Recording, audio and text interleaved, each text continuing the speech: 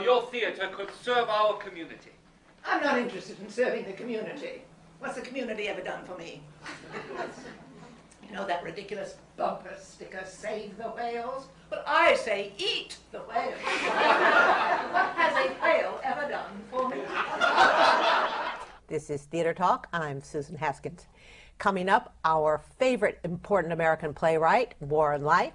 But first, our favorite important American actress who's got a big hit right now off Broadway that she's going to talk about. Here to introduce her, Michael Riedel of the New York Post. We had Marian Seldes on the show a couple of years ago. We milked that show for all it's worth because she was a terrific interview, and we are delighted to have her back on Theater Talk for a second visit. She is now a third visit, Fourth, indeed. Actually. This is her fourth time, Marian, on our show, yeah. You're like a sidekick here, Marian. Yes, I am. Giving a wonderful performance in a play called Dedication or the Stuff of Dreams at Primary Stages by Terrence McNally, in which you're playing a tough, brittle, shrewd, bitchily funny woman who is dying of cancer and deciding just what her legacy is going to be. It's a play about the theater, and this character comes on and really has much scorn and ridicule for the theater. But do you think that that's just a pose she puts on? Do you think fundamentally she loves the theater in a way? Yes, I do. I mean, I'm very glad you said that. Yes, she's tough and brittle and all those things. But why is she? What happened that makes her this wealthy, fortunate person? Fortunate until the cancer, of course, but she has every opportunity in the world and nothing's gone right. And it's funny to be against the theater because my entire life has been for it. Yeah. It's given me everything. And here I play someone who just, the theater is anathema to her. Because I think it represents to her everything she does not have. And the story of how she gives it away to someone to whom it means everything is the stuff of dreams. We should say the plot is she's a very rich woman who owns a decrepit theater. Yes. And there's a middle-aged couple who want to take it over for the children's theater. And it doesn't take place in New York. No, it's upstate New York. Somewhere in upstate New York. Right, and they're trying to get her to give them this theater. Yes, yes, because it's just sitting there. It's like a piece of real estate that no one cares about. One of the things, though, that she seems to hold against the theater is that it's not about truth. Exactly. I mean, she's a woman who prides herself on speaking the truth, fundamentally about her cancer because she's about to die, and she's facing it squarely. Yes. And the theater to her is illusion, and she doesn't believe in illusion. Exactly. How do you argue for that or against that? You mean it myself? Yes. I mean, because it seems to me you could say the theater is a couldn't place... live without my illusions. I really couldn't. And I've been told all my life, you know, not to live in a dream world and to face reality and so on. Well, the theater is my reality, and the fact that it's based on imagination and dreams is not odd to me. I mean, I don't think people can live without those dreams. I think that's what art is, the dream of what could be. I think Terrence McNally is sort of on the side of the woman who tells it like it is and has no illusions. That the people with the illusions in the theater, he's kind of saying that they're sad and deluded. But I don't think they are sad and deluded. You don't know? No, because the two characters that the play is really about, the man and the wife, have found a wonderful life in the theater and a wonderful relationship in the theater, an odd marriage, a marriage that isn't really a marriage. My characters had a marriage that was not a marriage. So the theater has filled in that awful empty gap, that emptiness in a lot of people's lives. And I think Lou and Jessie, the characters whom the play is really about, wouldn't give up their lives for anything, and then they get this extra thing, a place to live their lives, the actual theater, the building of the theater.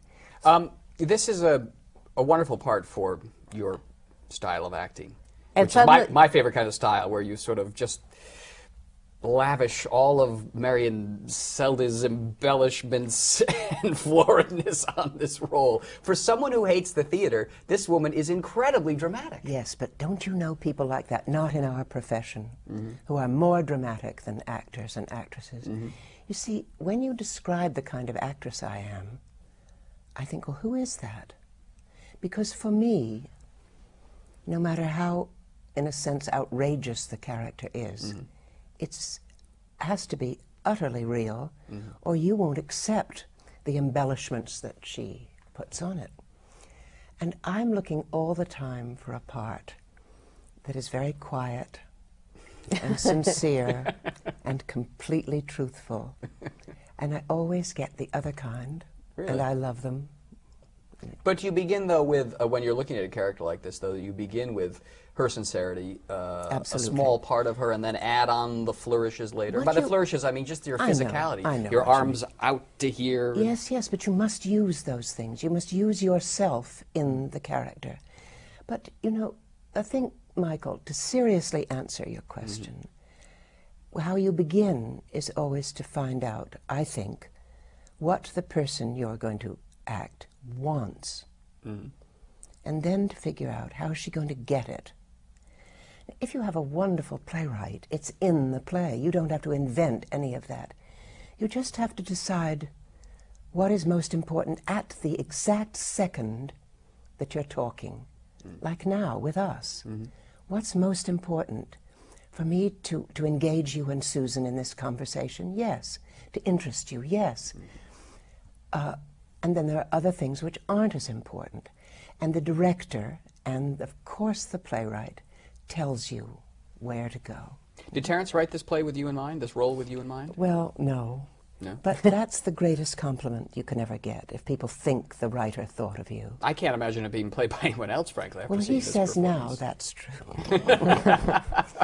Now, do you think, though, that you said that you are looking for a quiet role? Yes. Do you think in some ways you've been typecast, though? Oh, of course. That, you know, if we want the over-the-top, wonderfully dramatic embellishments, we're going to go for Marian, because that's what she gives us. Well, I hope it's more than that. Yes, of course. But yes, and look, before you would even know my name or have me on the program, the kinds of parts I played in the early part of my career were quiet, very neurotic, needy people who didn't talk much louder than I'm talking now, and who never made gestures, who didn't use. But you grow forward and you do other things, and I cannot be sorry that somewhere in the world of Edward Albee and Terrence McNally, I've found something I can do. The critics have said that, you know, when you come on, you pretty much pack the play up and walk away with it. Well, when you read the play, that's what she does. I'm playing her. But this is a, to me, there's no theater that isn't an ensemble. You know, if people say, oh, this is an ensemble, I think, well, yes, it's always an ensemble. It's got to be. Now, listen, I started rehearsing this play for the New York version of it with Nathan Lane. And if you want to choose an extraordinary star actor, you could choose Nathan Lane. Well, he was part of the ensemble. He was the most generous, the most, I don't know how else to say it, the perfect actor in rehearsal and in performance. And now my dream is, maybe not for me because I'm getting on, Act 3 of the career, but if I were younger, my dream would be to be in a play directed by Nathan, because his instincts are remarkable. And every suggestion he made in rehearsal was for the play, never selfishly for himself. And I'm still using things Nathan suggested. Interesting. Yeah, it was Nathan Lane is a director. And you, would you direct? You have Would directed. I direct? Yes, you've directed. I directed as a teacher at Juilliard, and I love to, but I'm not a director. I want to do what I do. Well, what you're doing is on display at Primary Stages, 59 East 59th Street. A great, wonderful, very funny and ultimately kind of chilling performance, I find. She's a scary woman. I'm afraid of it. You can too. warm up to her toward the end when you understand where she's coming from, but Yes. she's intimidating. Yes, she is. And Marian, it's great. My Marian Seldes invitation. That's very good. Very good. to That's good. see you, That's good. darling. Thank you, my darlings. Thank you for Susan. coming on to Theater Talk. Thank you, darlings. This is my question. Why does goodness come so easily to some people and to others not at all? It should be so easy to be good, to be kind, to be generous. Here's the shirt off my back, take it. My heart is yours. It opens itself to you. And because of you, they moved the sign back. What? The sign on the road. What sign? This is why they keep you in the hotel for 10 days. You could not come here until they move it. Before it say no foreigners beyond this point. It still does. They just moved it back 3 miles. Mr. Barker, hey, pair sunglasses or pair of sunglasses? Hello, I am Good morning, teacher May. Chairman of Language Studies. Susan and I are both big fans of Warren Leight. He won a Tony Award for his beautiful play Sideman a few seasons back, and he is off Broadway now with a terrific play, No Foreigners Beyond This Point, at the Ma Yi Theater Company. Warren, welcome back to Theater Talk. It's good to see you. It's great to be here again. Well, it's by the Ma Yi Theater Company at the Culture Project on Bleecker Street. exactly right. Awfully confusing. It's a terrific play on 45 Bleecker Street. That sounds good too. Now, it's an interesting play, and I suspect autobiographical, about a young couple going to China to teach English, full of stuff, I guess, that their liberal college professors told them of the greatness of China and the revolution. And yet they come up against the horribleness of a totalitarian country. And the experience in China changes their relationship and changes them forever. Is this, have I summed the play up all right? That's exactly right. It's, I think the one thing I'd mention is it takes place in 1980 in China, Right. which is right when China is beginning to emerge from the Cultural Revolution, Right. which is a decade of horror that at that time people in the West had no We had no understanding idea, of. no. Right, right. And it is based. I make few things up, as you know, and so and the true story is in 1980 I went to China because there was someone from high school I had a crush on who was going to teach English in China, and when you're 22, that's reason enough. Thank you. Did you go with illusions about China that the characters have? You know, this great socialist society. And Well, you put this in context of remember, New York at that time was on fire. Right? I mean, landlords were burning their buildings for insurance rather than house people in them. The city was pretty much at its nadir, and there was a certain amount of disillusionment with America. And we knew that Russia was bad, but China, I mean, to this day, you can still buy a Mao T-shirt at the Acme Bar and Grill, you know. China had, I think, a lot of people from, anyway, from my world experience, New York, Upper West Side liberal, thought of China as maybe the place where socialism was working, where there were barefoot doctors that gave health care to the poor. I got to China and I found out from my students that in a million years you wouldn't entrust your worst enemy's health to a barefoot doctor. You know, but we had, I think, the sense that Mao, first of all, had a great look, great icon. We thought that things were better in China than they were in other socialist republics. And I was curious to see what life would be like there. In the play, I sort of make the character based on me a little more quick to be cynical, but the truth is both of us and all foreigners who arrived were completely confused. Arthur Miller had just been there, Barbara Tuchman had just been, all the great American intellectuals had gone there and all been conned completely and were shown the model villages and the perfect communes, and what they saw were complete fabrications, complete lies. And what, for better or for worse, what the two of us saw was a real rural area. There had been a sign up, no foreigners beyond this point, that they had to move back before we could teach there.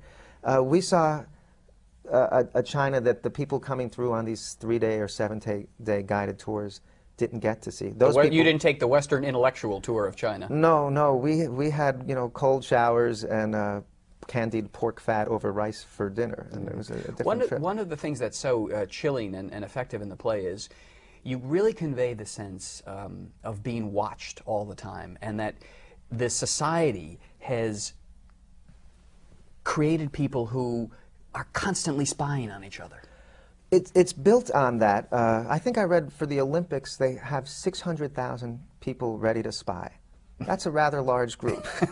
I mean, but the entire society trades on information and and favors and what can you do for me and who told you this, and when you first arrive there, you sort of think you know who the bad guys are, and then there are your good friends who tell you, watch out for that guy, he's a bad guy.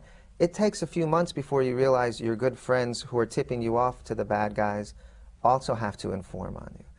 And this happens in the play. This happens, and I tried to write the play so that the audience goes through the journey more or less the way we did, so that you arrive with some hope. There's then quick confusion, befuddlement. Periodically, you think you get a grip on what's going on, and then in the next day or in the play in the next scene, you have a complete, another layer is revealed, and you go, oh, now I get what's going on. Right. And you're no closer to understanding what's going on. But there's these wonderful scenes of you teaching with your students, and this is the early 80s, as you said, how eager the students are to embrace the American sensibility and how much you are bringing to their lives. I should say quickly, Theater Talk is edited by but both of our editors grew up in mainland China, and I'm sure they'll have plenty to say about this interview as they're putting it together. But the students, how much you're bringing to this culture, which is changing and is going to be influenced by people like you. The school's big fear, and China's big fear, they basically wanted us to come over and be accent and phrasing machines, to teach spoken English so that they're, and my spoken English is a disaster, but they wanted their students to be able to trade with the West. They knew what was coming. Right. What they were desperately afraid of is that we would bring our lives with us, our personality, Western decadence and corruption. Their students knew... They were right in your case. We tried. I mean, honestly, I brought we brought a shortwave radio over, and just people listening to Voice of America, which some of them were doing. The general's sons had figured out how to get Voice of America without getting in trouble. But what our students wanted was knowledge about everything that had gone on in the West since time began, because for their entire educational lives, there had been no information about the West. The only movie from the West that had played there in the preceding 15 years was Capricorn 1. Remember, which purported to show that America, the fake, America went America to the didn't really land on the moon. It was a fake. It was a fake. Well, yeah. that movie played throughout China, and the government wanted that one scene. Now they're showing American Beauty everywhere, probably. All my students got out of that was look at the astronaut's wife's kitchen. Yeah. They were desperate to find out things. They had never heard of, I mean, every once in a while in teaching a class, I'd get to a moment and the word ego would come up, and they go, what is ego? And I would try to define it for them, and I realized the concept doesn't really exist in China. Oh, it didn't then, It didn't, yeah. And maybe face comes close, but I would say, and I would talk about, maybe I would try to get to Freud, and they've never heard of psychotherapy. Then I get to the Greeks, and I realize they've never really had. This is all after their culture began, and sort of not. This, during the Cultural Revolution, that's just Western decadent stuff, and it's been banned. They had not heard music. There were 7 songs that were played over and over. Edelweiss, right. You Are My Sunshine, and I mean, it was really as if the first people from Venus arrived in New York. And you have much of the humor comes from this clash of cultures and their ignorance of the West. And you have Edelweiss being played in this almost sort of like a rinky-dink organ grinder type band playing all the time. It was on, remember that TV show The Prisoner, where they were, or MASH? Yeah. There were speakers all over campus that had announcements nonstop, and when they weren't doing announcements, they would play Edelweiss. Why Edelweiss? Did you ever find out why? It is perceived, it wasn't just for us. They have calming songs. And they didn't like jazz. They said it is better to play cooperatively rather than individually. Oh, wow. There was, there was very little access to anything from the West. Edelweiss had been approved. And I actually, when recently, I guess, one of our great American leaders arrived in China, and I saw they had a 400 child Chinese chorus singing Edelweiss. It's traditions die hard in that country. Things were a mystery to me, and Edelweiss was one of them. To bring the play down to a human level, though, because this gigantic topic of China, which I must say, I thought extremely well done as a dramatist to take this big topic and render it in such human terms, not only with the Western couple, but all of the individual people around them, the Chinese people. We were aware, the director, Loy Arsenius, and I were, he just kept saying, this is an awfully big canvas. This is an awfully big canvas. Because I was trying to tell what China is like in 1980, coming off of a 10-year Cultural Revolution, 50 years of communism, how many years of Confucianism, and the story of my fellow teachers and students, and the story of the American couple. It'd be easier to do 3 people sharing an apartment or something. You know? An interesting part of the play, though, is how the character based on you, who even kind of looks like you, the actor playing. The poor guy. Shaggy hair, beard, you know. It's a little more honest than Christian Slater playing the inside man. That's true. But he comes in and, you know, he wants to embrace the culture, and then very quickly he says, wait, this is a lot of problems here, and he becomes very cynical about it. And yet he is drawn into it when he begins to engage with the black market. Yeah. And it's almost as though he is now tainted by the corruption in China, and the Chinese who know that he's been tainted now look at him in a different way. They don't seem to have the respect for him that they once had. Yeah, no, you're an honored guest as a foreigner in China, and I will say I felt spied upon, I felt lied to, I never for a minute felt in any danger, no matter where I went in China during that time. I felt tremendous respect at all times because I had come. And they understood better than I did how poor China was and how difficult it would be for a Westerner to live there. And they were very embarrassed and apologetic about that. But I did see people over there take advantage of things. I tend to be unable to do those. I did buy bikes. We only have a minute left, but I just wanted to mention, when you're not writing plays, you moonlight at Law & Order CI, where you're one of the head writers. Executive producer, I believe. I'm a co-executive producer. My head writer gets upset when he hears me referred to as that. All right, but, and your work is seen by 13 million people a week. Has that influenced your playwriting, those responsibilities, that gig? No. Does it seep into no? No, I view it as two very separate worlds. I like the craft that I learned from that show and the technical demands of writing a show like that. And in a way, I suspect it made it easier for me to work on this play. I now know about entering scenes a little later.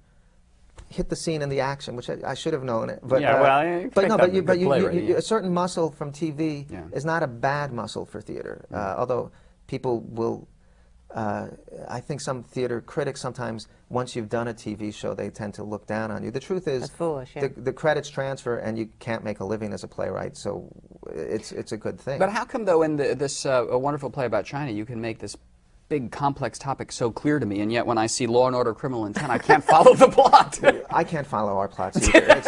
It's just the way it is. Yeah, if you could follow them, they wouldn't work in reruns for the rest of our natural lives and beyond. There you are. The play is called No Foreigners Beyond This Point at the Ma Yi Theater Company at 45 Bleecker Street, running till October 16th. Rumors around of maybe something else happening. I hope so. In here. Another Tony Award in your future, but it's a really terrific play, Warren, and thanks for coming on to talk about it. Really nice to be back. Thanks. Good to see you. In terms of the writing, is there a certain craft in terms of creating, whether it be musicals or plays, to attract those economic dollars and people of which you speak? Yeah, I think there is.